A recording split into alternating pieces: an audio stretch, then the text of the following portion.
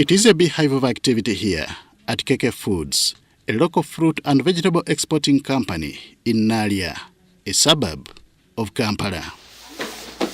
Receiving these products in this area is a height of training that farmers are taken through to enable them produce for export. Export market is very much regulated, and the contract lies between the other owners of the market and the government of Uganda. So the flow of information starts from the owners of the market, to the government of Uganda, to the exporters, then to the farmers. The non-tolerance to produce infested by pests is evident here, as sorting the good from the bad partly defines the main activities.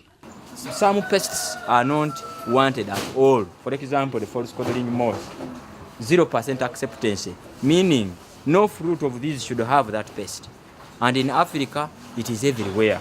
So it's upon us and the farmers to do whatever it takes so that we can reduce the infestation level of that pest. Then secondly is the fruit fly. You hear of the fruit fly. It is a very difficult pest to deal with in all crop projects because it causes rotting. From sorting, products are briefly stored for examination before final packaging. And in the event of any shortcomings about a given produce, farmers, who are the main suppliers, are easily traced. Now, even quality observations, we do not depend on a single-minded kind of operation. We all get involved, and the sorters are also trained. So a sorter takes note of what she has seen. Now, on quality issues, she has seen dried stocks. And these same forms will be sent back to the extension work of that area so that such problems are reduced at the farm level. This gesture is in line with the country's gospel of importing less and exporting more, as always emphasized by President Yoweri Museveni. We are going to struggle with the subsistence farming. People must graduate from subsistence farming to food security and agriculture for money. If only farmers had reliable irrigation mechanisms, dependence on nature would be reduced, hence sustainable production and supply.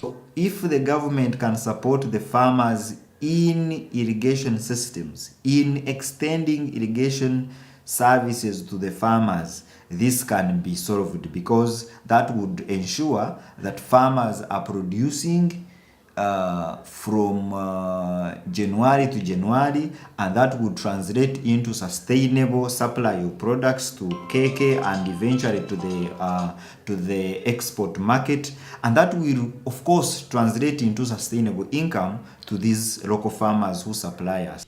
Even when he decries high taxes, Nicholas Atkwase wants government to come on board in providing cold chain in storing for quality maintenance of produce. These Ugandan products are liked by European market, but Ugandan products are the products that reach European market when they are not in good state. The quality is always not good. And why is this quality not always good?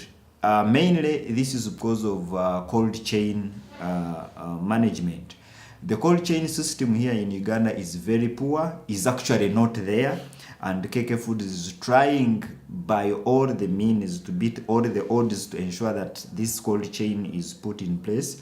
We need cold chain right from the farm level up to the airport, and this cold chain is not there. This is very big investment, which actually needs the government to play a very big part in it for it to be solved.